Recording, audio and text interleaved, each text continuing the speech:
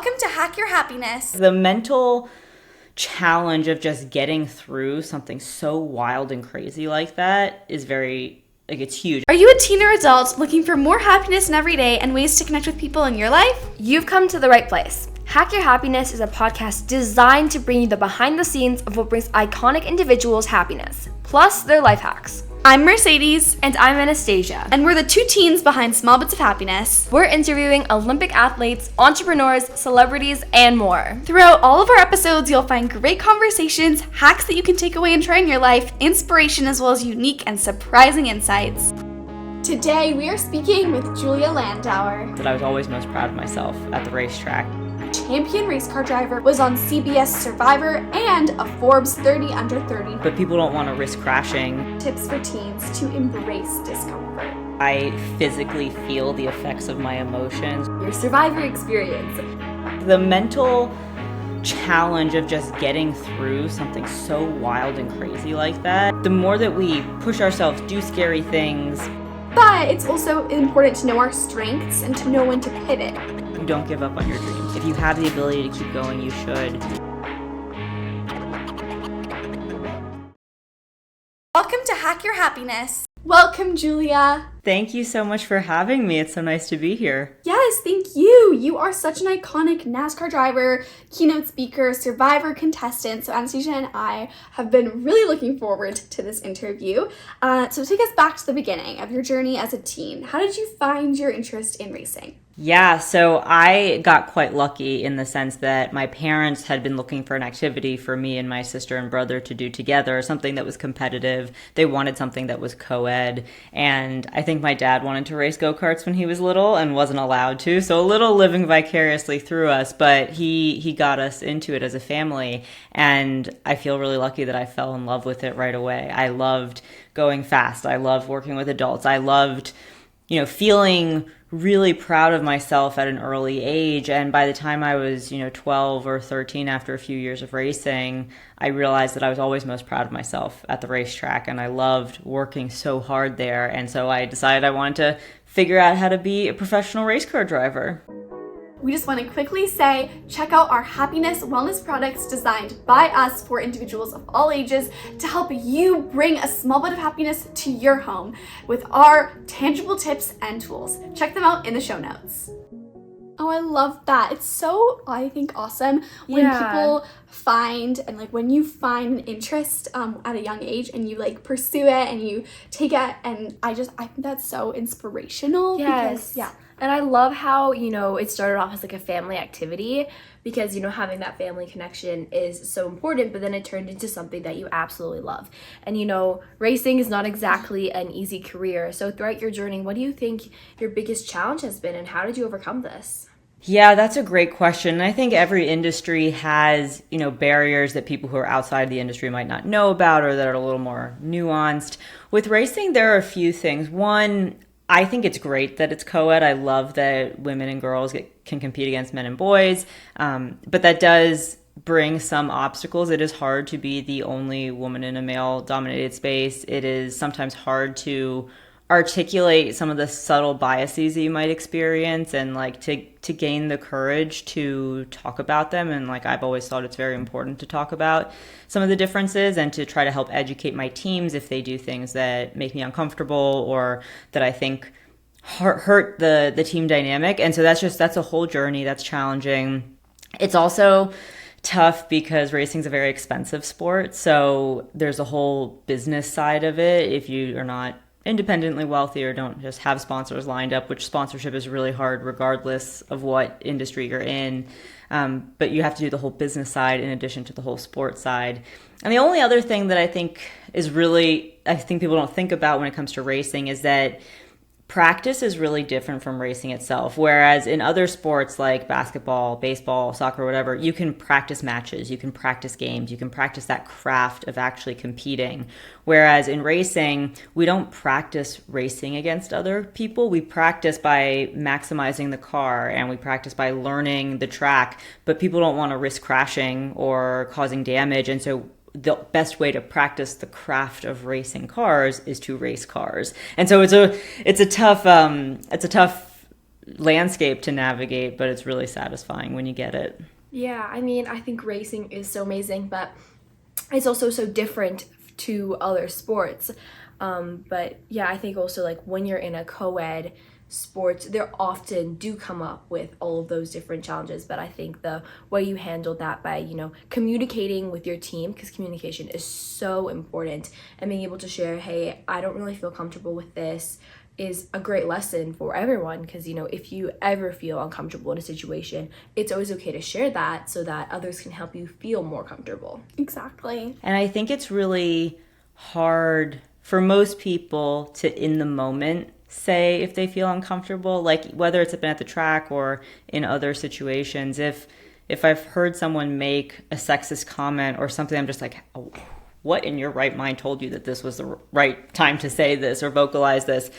It can be hard to say something in that moment. And I think the more, especially girls and women who are, kind of primed to be agreeable and all that stuff, the more that we can speak up and listen to our gut and to respectfully say that that's not right or it makes me uncomfortable.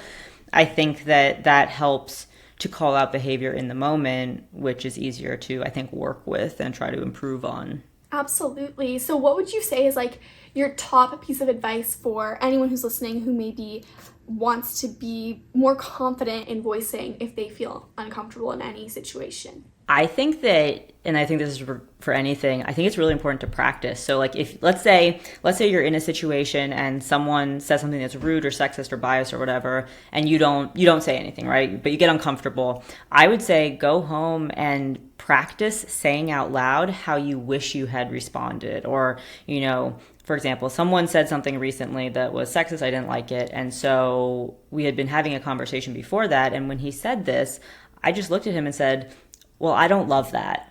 And I walked away. I ended the conversation because at that point it was like, I knew I was heated. I knew I was upset. But to just say that it's not accusing them of doing something wrong. It's not saying they're being an a-hole. I don't know if I'm allowed to curse on here. But, just saying that I don't like that or that doesn't seem fair. But practice it at home so that when you're in the moment, you feel more prepared and more primed to be able to say it out loud and then and have the guts. And it's risky and it can make you feel nervous, but once you do it once, you'll see that there's most likely not a negative repercussion, and then you'll be more comfortable doing it in the future.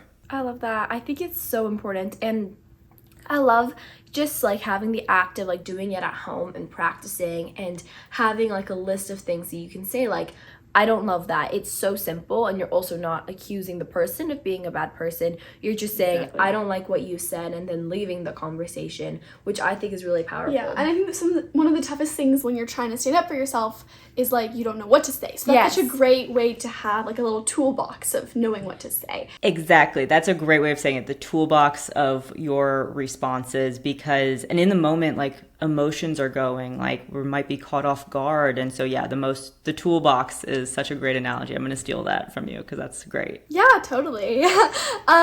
So while Anastasia and I were prepping, we came across, a number of different sources that said that you kind of eventually started to move on a little from the racing career. And how did you know that it was time to move on from your dream racing career? Because as teenagers, we so often hear that it's important to never give up. And obviously Anastasia and I love that and agree with it. You should totally try to pursue it and overcome adversities. But it's also important to know our strengths and to know when to pivot. So how did you go about this process?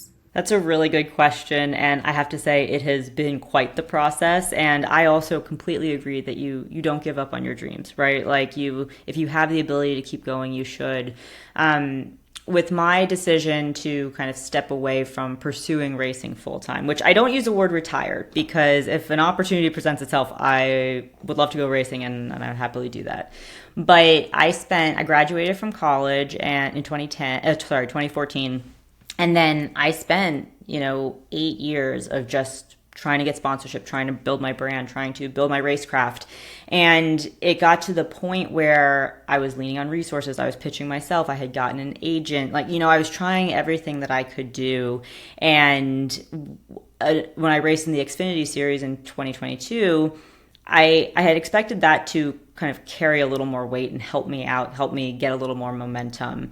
But the sponsors that we had lined up that were like, red line edits of the contract, we were so close. It fell through at last minute. And so I found myself in January of 2023 kind of thinking, all right, I am 31 years old. There were some realistic things that I had to think about, like I do want to have a family one day, and I wanted to feel a little more financially secure. And I also realized that the racing I was doing wasn't quite at the level I wanted and wasn't quite at the quality of team that I had wanted. Like I missed winning. I missed being competitive up front.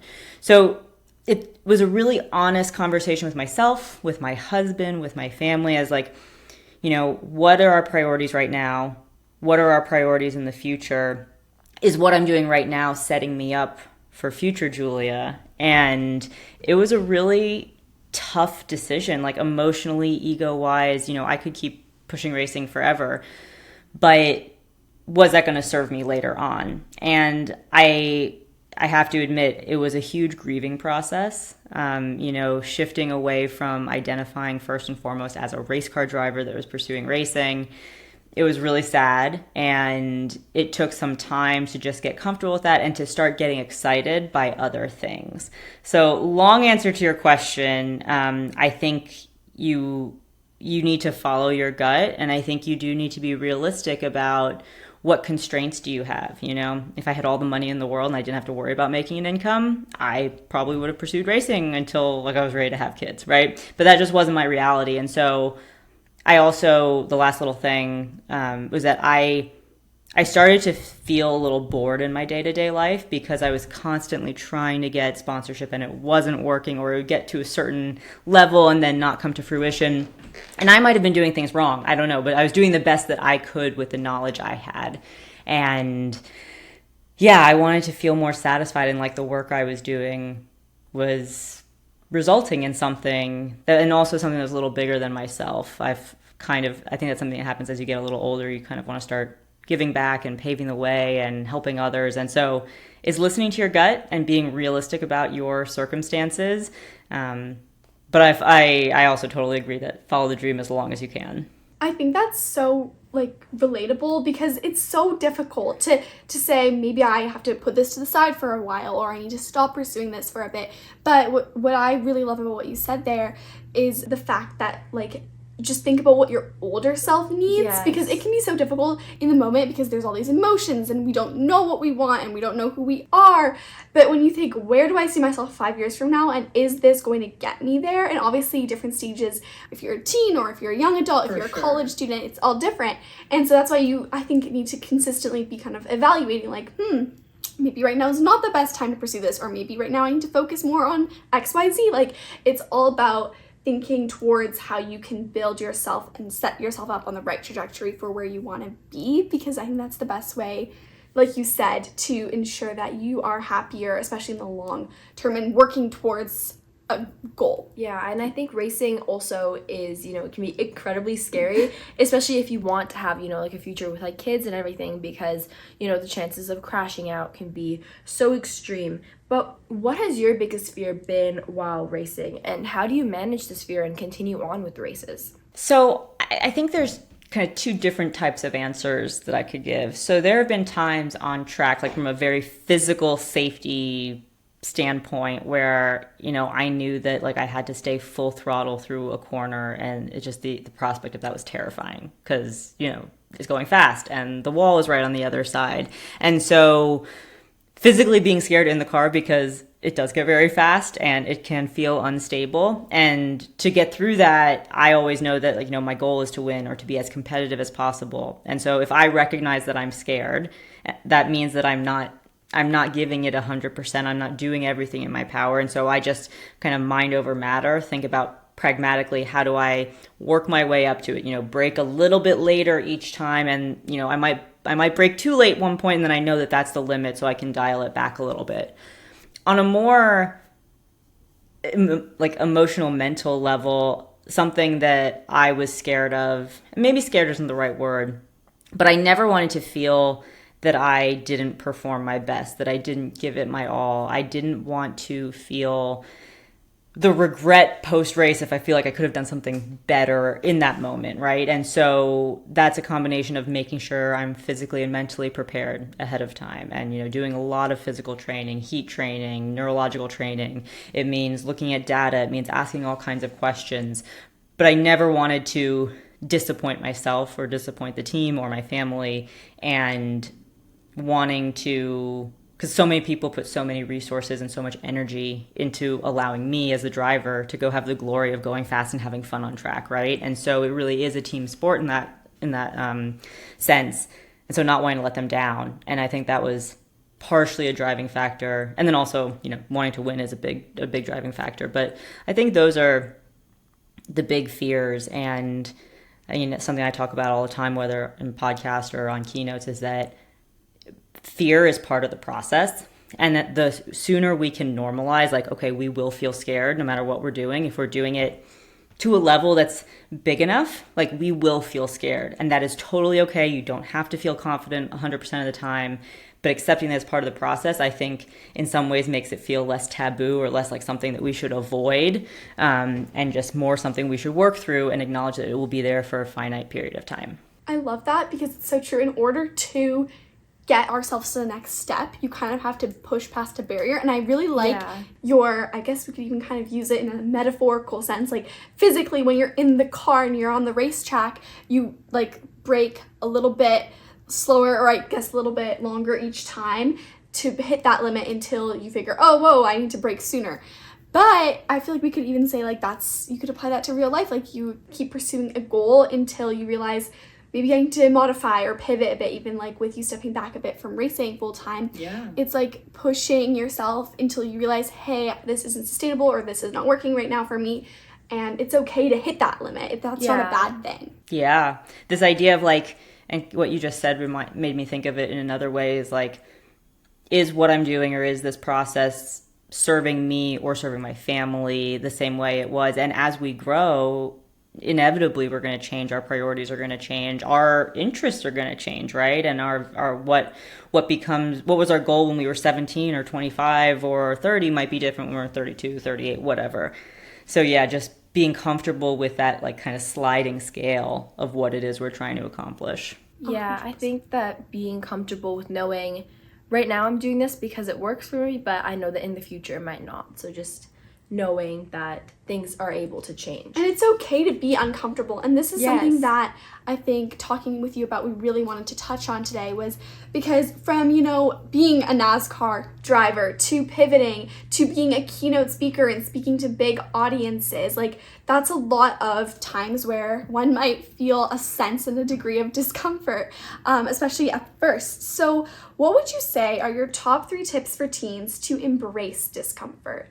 So a couple of different things. I feel like I physically feel the effects of my emotions, like when I'm sad, when I'm angry, when I'm frustrated, when I'm scared, when I'm happy. Like, I physically feel that manifest in my body. And so especially when it's an unpleasant or a negative feeling, I remind myself that this will not be forever. It might be awful. And whether that's, the discomfort of a breakup, if you break up with someone, and like that discomfort, like, it's awful in the moment, it will go away. Or grief, if you've lost a loved one, right? It's awful, it's agonizing, but it will go away. So reminding myself that the discomfort and negative feelings will go away always helped me, just kind of a black and white perspective.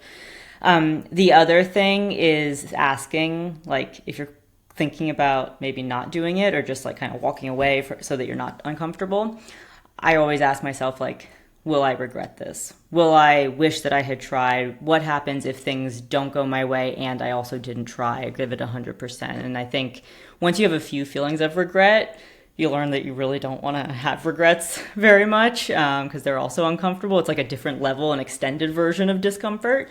The third tip that I would have is to have an outlet where you can like parse through what you're feeling and what you're doing. So maybe that's journaling with yourself. Maybe that's just like writing out what it is. Maybe it's having a family member. I was very close with I'm very close with my family, my parents, siblings, my husband, and vocalizing what I'm feeling and getting some perspective. Okay, maybe what can I do differently, or how can I help calm down some of these nerves? But when you're uncomfortable, that means that you're pushing yourself to new heights. You're pushing yourself, even if it doesn't feel like you're like going for something higher, you're expanding yourself. You are allowing yourself to take in new experiences that will then inevitably help you moving forward. And sometimes just that mind over matter analysis can be helpful. I love that. I think it's so powerful just to know, okay, I think my discomfort, as long as, doing something safe, right, is actually going to help me grow and become a better person and, explore more about myself, because I feel like oftentimes also, vocalizing discomfort is also so important. Sometimes I think we feel uncomfortable about voicing our discomfort, and again, just pushing through, and also having that supportive network. I think having, friends and family that you can trust is so incredibly important, because you need to be able to share that discomfort. And I also think that when we can push ourselves and like see the end result and see, wow, I really am glad I didn't like quit, or that I kept going in that and saw the other side of that discomfort, we can feel quite happy in that sense, because then we learn to trust ourselves, we learn that we are capable, and we learn more about who we are. Yeah. 100%. The more that we push ourselves, do scary things, do things that make us uncomfortable, the higher our threshold becomes for being able to do that stuff. And to your point, you will feel so damn proud of yourself, and you will be like, I got this, I can keep doing more. And I think, you can talk about this in a lot of different capacities, like whether it's girls in dating or trying out for subjects in classes that you don't think you're necessarily 100% at, but like doing things where you know that they might not work out. And I emphasize this to parents, like let your girls date so that they learn how to advocate for themselves, so they learn how to come back from heartbreak. And I think it's something that we try to protect girls from more than we do boys. And the more that we build the skills, the toolbox, if you will, and we load our toolbox with skills for how we recover, how we embrace discomfort, how we bounce back when we fail, right? Because failure will happen regardless. And the more we have tools to equip ourselves to be able to handle those situations, the better off we'll be personally, professionally, everywhere. Yeah, for sure. And in the long term too, like if you go through heartbreak, or you go through rejection, or you go through not doing too good in a certain class, you will be able to apply that to your future life and be more resilient when it comes to other challenges. Exactly. And I also think that, like how earlier you also talked about journaling and being able to write some of your discomfort down, I think having that kind of physical manifestation of, writing down, about your heartbreak or about this challenge that you're really going through, and then if you overcome it, and the next time you experience it again, you can actually look over and you can see the discomfort you were in again, and then know, okay, I overcame this, or even seeing the strategies you used to overcome it. Totally. Oftentimes, having these kinds of challenges can be definitely very mentally draining. You can feel exhausted afterwards. So how do you mentally reset after experiencing and overcoming a challenge? That's a great question. I'm glad you brought it up, because I think listening to our bodies and minds, especially in the US, right? Like we are an uber productive culture and society, and constantly striving for more, which I think there are good things about that, but it also is not sustainable. And so, especially after challenges or hard times, or just really tough problems that we're working through, right? Or finals week during college, whatever it might be. A couple of things. I really lean heavily on exercise. I'm really grateful that racing was a sport that I had to exercise for, because developing those habits of getting something in, whether it's walking, whether I love running, I find it very therapeutic, weights, whatever, doing something that's physical that gets you moving, it changes your chemistry, which is really good. I think it's really important to put phones down, not necessarily unplug, like watch a movie, read a book, whatever, but to have time when you're not being stimulated by something out of your control. right? That's kind of taking back that ownership, taking back control over our lives. I think that's really important. And I really think it's important to have fun. And I know that seems cliche, but whether that's, going out with your friends, if it's, going on a hike, if it's painting, whatever it is, to really let your brain reset and to get sleep. I am a big advocate for a healthy amount of sleep every night because our bodies need to recharge. And kind of tangentially related, I think it's really important also to, when something was challenging, I like to assess my performance or assess what happened and see if there's anything I would want to do differently next time, or if there's something I was really proud of myself. I was like, this is great, let's build on this for the future. And just assessing how you acted in that moment so that you can try to do your best next time you're faced with something like that. Yeah, I think that definitely the reassessing is so important because after you overcome a challenge, you can be, again, drained and everything, but you can look over it and you can say, did I handle this the best way I possibly could? Or, were there times where I just probably didn't exactly do it as well as I would want to? But also, I also love how you talked about unplugging, and not just meaning scrolling on social media, but also just not being stimulated, and I don't know, like you said, going on a run and actually being able to have time with your thoughts. Mm-hmm. And so you're able to be present and think about the current moment and maybe the things you're going to do later on today. But I think that's also, it just feels so healing sometimes of just not having constantly stuff that's going inside your brain. And also on social media, so often it's everyone's successes. You're seeing everybody graduate and you're seeing everybody talk about everything that's going well in life, so I think that's when it can be especially when you're in a sensitive moment, it can be hard to remember that they also have struggles like everybody else and like you. And so taking a break from that during those sensitive moments is very helpful. And also I love what you said about learning from the experience, because with racing or with classes or with any type of sport, it's very much, I feel you can learn from it and apply that to the next experience directly. Totally. And also I think especially for your generation, right? Because I am 32 now, almost 33. And so I had Facebook in high school, Instagram didn't hit till college. And so our brains are much more developed at that point. And it takes into your 20s for your brains to be quote unquote fully developed. And so I think it's also social media is such an ingrained part of your lives. And that's not a good or bad thing, but yes, it is that overstimulation. And so I think I can feel especially before I started my job at NASCAR and I was at home a lot and I had hours that I could find myself scrolling, I feel anxious when that happens. To your point, it's a highlight reel. And even what I post, typically what lives on the grid is positive stuff or just, not the real under the surface things that we're going through. And so really being able to have a healthy relationship with that and put it down is, I just think it's critical, which is also, it's a good tool, right? It's a good tool to have. So it's not social media is bad, but just maintaining control over your relationship with it, I think is really important. I think that's fantastic advice. And on your note of managing what we can versus can't control, in the past you've spoken out about some mechanical issues while racing, and obviously that's not something that you can really control if there's something wrong with your car. So what would you say is your advice for managing exactly what we cannot control? Oh, it is so tough and it's so unfair. I think one of the roughest things about growing up, I think, is that less and less is in your control. I feel in school, I knew that if I studied long enough or worked hard or got tutoring, I could more or less probably get a grade that I was expecting, right? It was kind of A plus B equals C.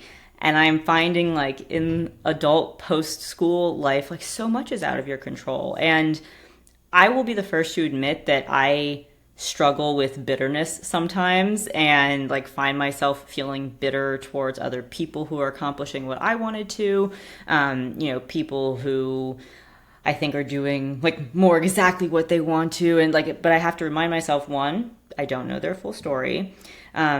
Two, I think I think it was Tinks was an influencer who says, if you're jealous of someone, you can't be like jealous of one element of their life. Like, would you want to switch places with them 100%? Personally, professionally, friends, all that stuff. And that helped put it in perspective.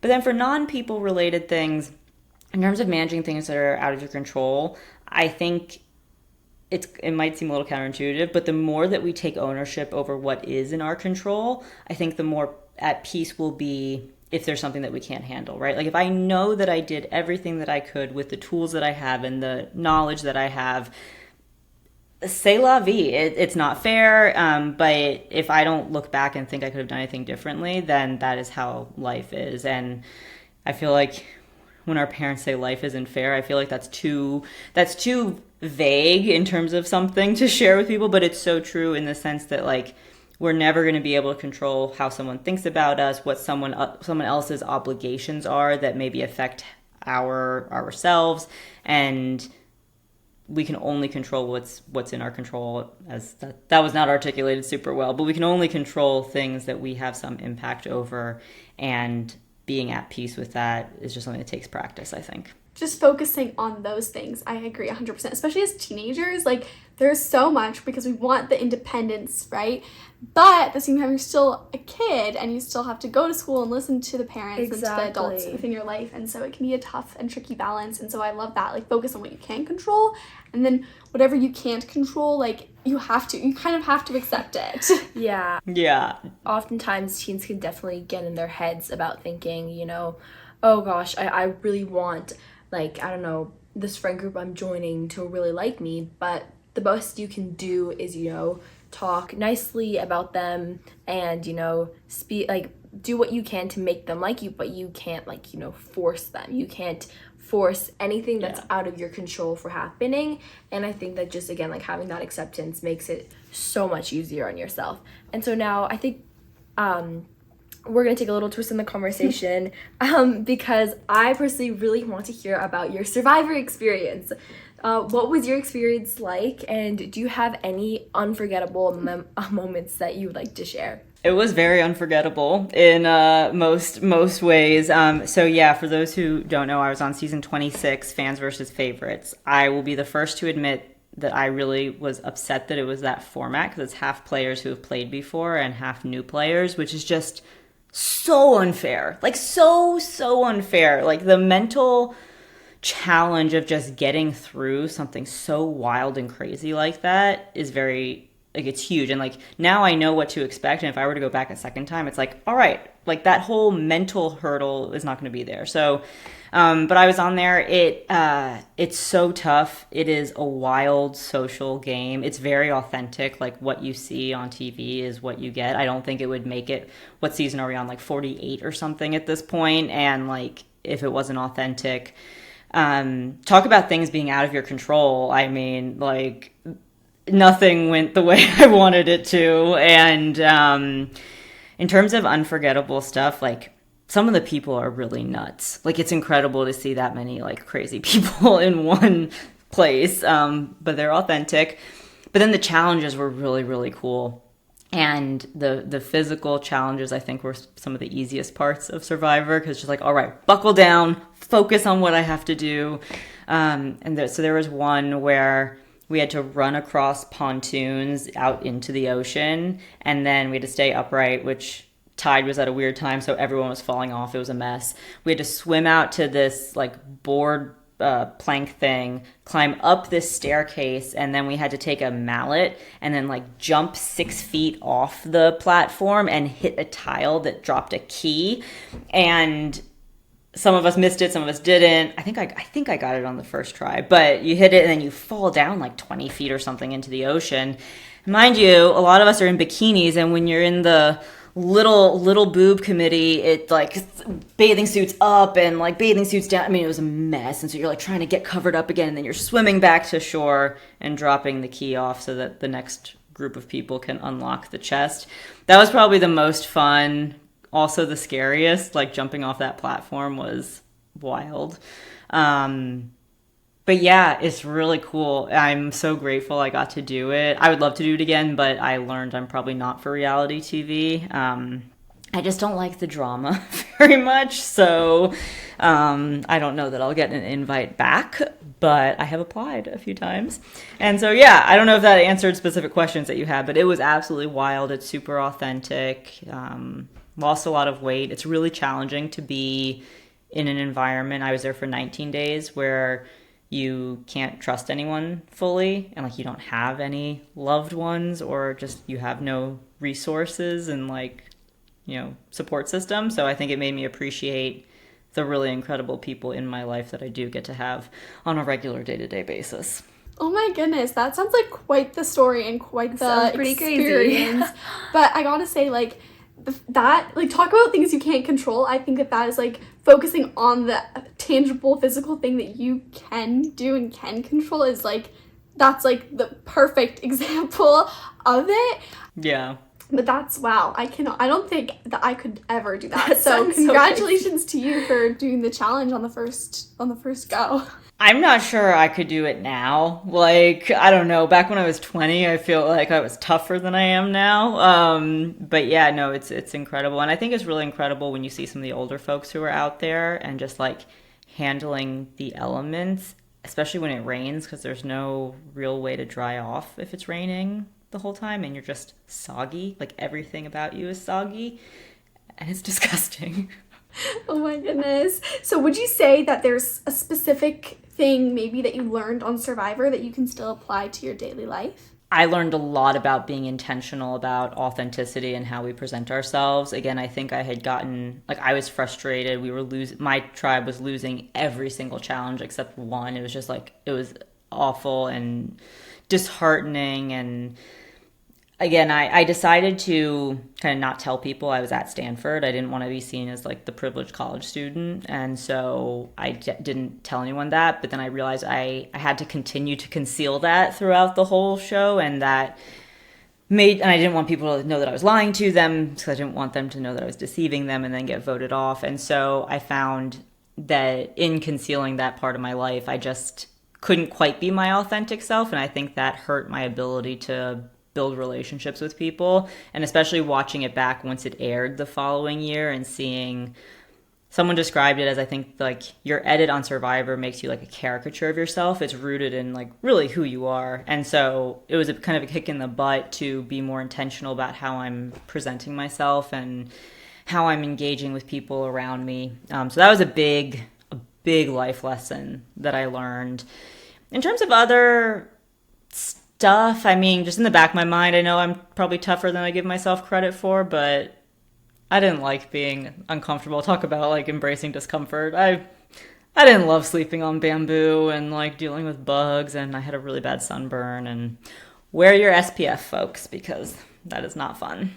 No, that's a good sure. lesson too, is to wear the sunscreen. But yeah, I really love the authenticity aspect, because I think so many times we're worried that people, whether it's on TV or at a new school, or wherever you might be, will judge us or dislike us if we showcase a certain part of ourselves. But at the same time, it's impossible to make genuine relationships if people don't know a major part of you in your life. And then as soon as you kind of, you're about to reveal it, you're like, wait, I don't want them to think I was lying to them all this time, so I'm just, and I feel like it almost starts taking a toll on you, because you're like, I really want to now share this part of my life, but I don't want the other people to like now start thinking different of me or get like angry at me. So yeah, I think it was just being authentic to who you are, presenting the parts that you want to present, is definitely really important. And something that my mom said to me, and I love my mom so much, and she's so wise and smart, and she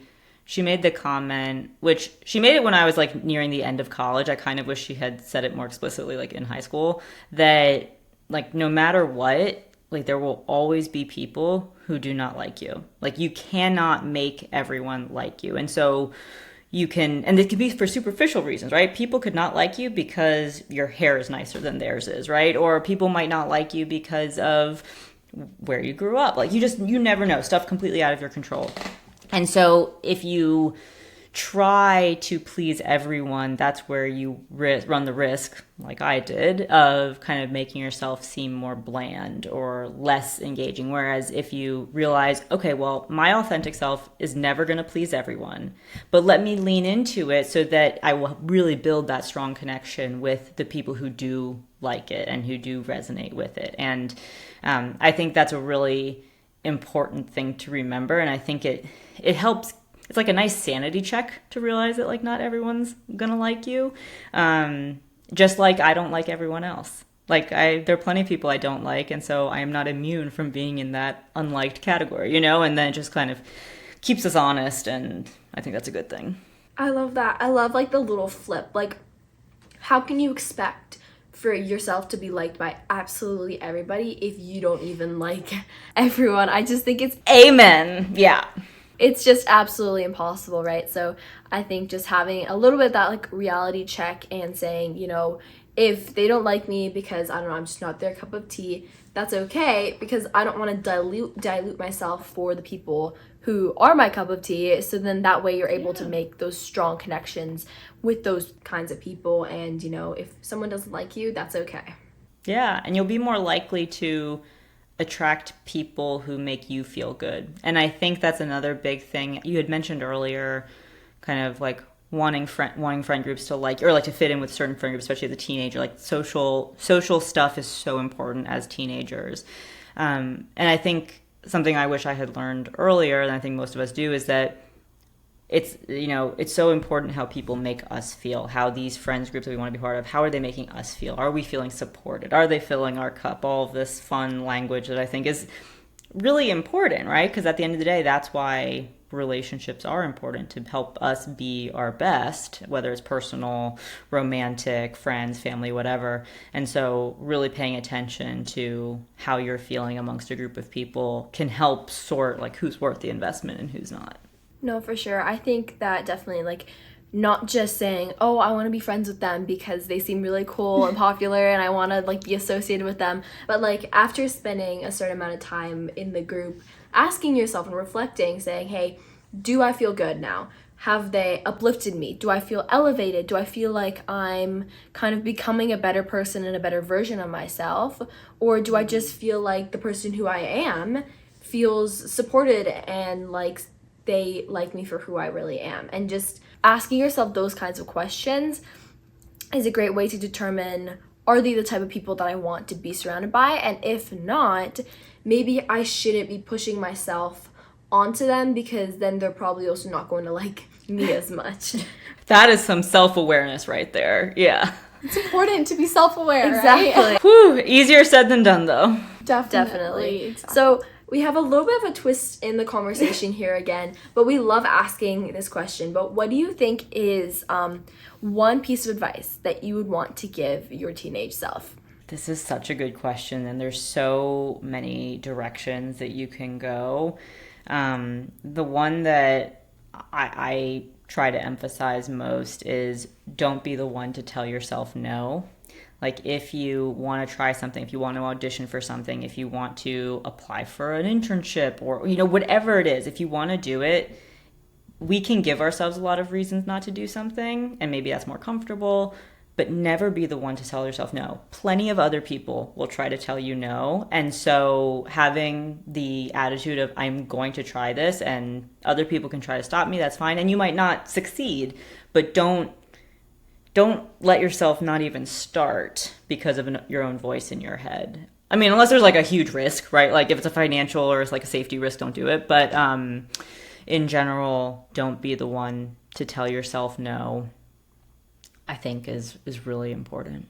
I love it, because we, as teens and honestly at all ages, should try our best to be our champions. Like, champion for yourself, put yourself out there, believe in you, because there's so many, I think, cases and examples and situations where it's like, you need to believe in yourself, and once you believe in yourself, people can believe more in you. But if you don't even have that little grain of self-confidence, no one's gonna see what you want them to see in you. And I think also teens can feel really scared to do things because they're scared of judgment, or they're scared of looking dumb. But I think that also just knowing that right now you're a teen and you're still young, and no one is going to think that you're inexperienced and they're going to get really upset at you because you don't know that much about a certain topic, because you're still young. And by putting yourself out there at a young age, you can figure out early on, do I really like this or do I not? And just kind of figuring that out earlier on is great. And it doesn't matter if you're good at it or if it turns out that you don't like it. Exactly. Yeah, and people will, I think, pay more attention to the effort put in, to the attitude that you bring to a group, or to a conversation or whatever it is. And Winston Churchill has a quote that I love, and he says, "Success consists of going from failure to failure without loss of enthusiasm." And I think using that enthusiasm as momentum is infectious, and you're more likely to amp up the people around you. And again, people remember how you make them feel. And so I think that's really important. I also want to give credit where credit is due. Like, teenage years are so challenging, and, you know, our hormones are starting to level out and like figure out, so like all this stuff that's like completely out of our control. And you're kind of figuring out where you fit in the world. But one other thing I wish I could tell my teenage self is that, like, people change so much after high school, and like you might expect certain groups of kids to turn out a certain way, and usually they vary so much. And so really this is like one moment in time that's really precious. Cherish it. It's really exciting, but it's also not going to determine everything that happens for the rest of your life. Like, we all get smarter, we all get more wise and experienced that we can then build off of, and personalities change. And even just like once you leave the house, like I loved my parents, I love my family, like I feel so grateful that I grew up in that house, but there's still stuff I would do differently. And like, you learn to embrace that everything is just a chapter, and you just keep moving, and each chapter builds on itself, but you're also driving it forward. So nothing is permanent, nothing will be the same forever, and I find that a really exciting thing. Yes, I love how you look at it, because I think some people and some teens might look at that and be like, oh my gosh, I'm so scared. I'm scared to move away. I'm scared to graduate high school. I'm scared to have a job and maybe a family at some point in my life, and that's so scary.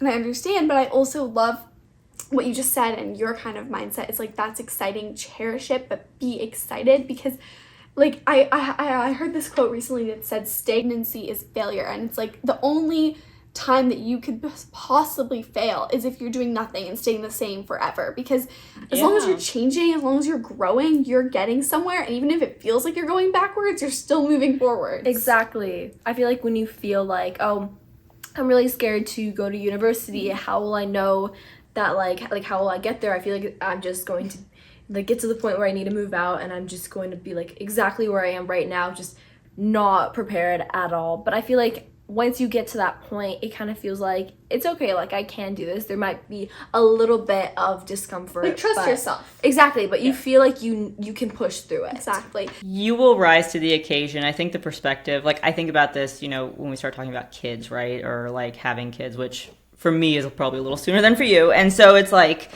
how do people do this? And like, I think about how fragile babies are, and, you know, it's not a right now problem, but it's like, if all of these people throughout history have been able to keep babies alive, we're good. And so if all these people who've been able to go to college and figure it out, you're fine, you're good. Like it's you will rise to the occasion as people before you have, and as people after you will. Exactly. It's like, it's not a unique, like it's a challenge, but it's not a unique challenge. There's solution, there's resources, there's advice, and you can even maybe talk to your parents or a teacher or someone in your life for advice.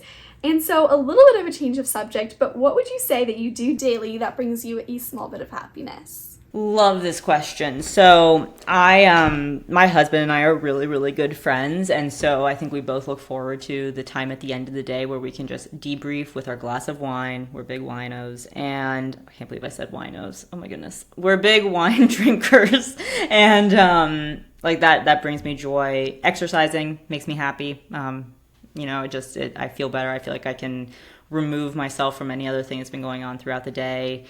And I'm getting more and more into cooking. My husband's the bigger cook in our household, and being able to like see a recipe and be like, oh my goodness, it tastes exactly as I hoped it would taste, is a very satisfying. I don't want to do it every night, It's a lot of work, but it is satisfying. Amazing. And what would you say is like your favorite recipe that you've done recently? Ooh, I love a bowl, and so like a grain bowl with a protein that's seasoned nicely with all the different texture stuff. I really like that. I will forever be preaching Molly Boz's Cook This Book cookbook, because it transformed how I can make fried chicken, and like marinating a chicken in like a yogurt lemony sauce for a little bit and then breading it and then frying it is so flavorful. It's a little extra cleanup, but it's amazing. Oh, that sounds amazing. Yeah, that sounds amazing. Definitely. So, do you have anything exciting coming up recently that you would like to share with us? Any projects, events, etc.? Yeah, so thank you. So I will be soon-ish, late summer, early fall 2024, launching season 3 of my podcast, which I'm excited for, if I'm honest, with Julia Landauer. I'm in the process of developing a new keynote, and side note, like keynotes for me are kind of a creative journaling experience. Like they are therapeutic to tell stories and to try to make an audience laugh. And so that's a really cool career that I've been able to continue. So I'm excited for this totally new keynote that I'm building. And also, although I'm already married, we're planning our big celebration. So I'm getting into wedding planning mode, which is an undertaking, and that's what I've got going on. Oh my goodness, so many exciting projects and like all the different aspects of your life. Exactly. Oh, yeah. That's amazing. Sounds amazing. So where can our audience find you if they want to keep up and learn more? Thank you. Yeah, so at Julia Landauer, JuliaLandauer, across most social media. For some reason, I cannot log into my TikTok right now, but I'm trying to get more active on that. That's Julia_Landauer. And I love to hear from you, and I try to respond to all DMs. And I also just want to give a shout out to you, because you guys are so smart and you articulate your thoughts so well. And if you guys are the younger generation, I am so optimistic about our world, because the level of introspection that you guys have clearly shown is really incredible. So I think you guys should also be really proud of yourself. And this was such a treat to be able to speak with you. Oh, thank you so much. That is so kind. And we are so excited to have gone to hear more about your insight and your advice and your experiences and share that with all of our audience. So thank you. Well, thank you so much for having me. Thank you so much for listening to this week's episode of Hack Your Happiness, and thank you so much to Julia for joining us today. She is so smart and so insightful, and I absolutely loved her advice for all the different careers and experiences that she's had. Anastasia, what was your biggest takeaway? I think that definitely my biggest takeaway is that you need to take ownership of the things you can control and be at peace with the things you can't. I love the idea of, if there's something you can't control, you just kind of need to let it go, because you can't control everything. But if you can control something, you need to take action and you need to try your best to control it the best you can. And what about you, Mercedes? I love that. And one of my biggest takeaways that Julia shared with us today is don't be the one to tell yourself no, because when you're trying to navigate and embrace discomfort in any realm of life, there's always going to be people out there who try to shut you down or unfortunately, tell you, no, you can't do this, it's not going to work out for you. So you have to be able to kind of see past that. And most of all, you have to be able to trust and believe in yourself so that you're not the one who's like demotivating yourself. You can do it. So don't be the one to tell yourself no in any aspect of life. If you enjoyed this week's episode of Hack Your Happiness, please leave us a 5-star review from wherever you're listening. It really helps us out and we really appreciate it. Also, be sure to join our happiness family. It's totally free and we'd love to have you. And best of all, then you'll never miss out on another episode. So you can join by following this podcast on whichever podcast listening platform you're on now. See you next time.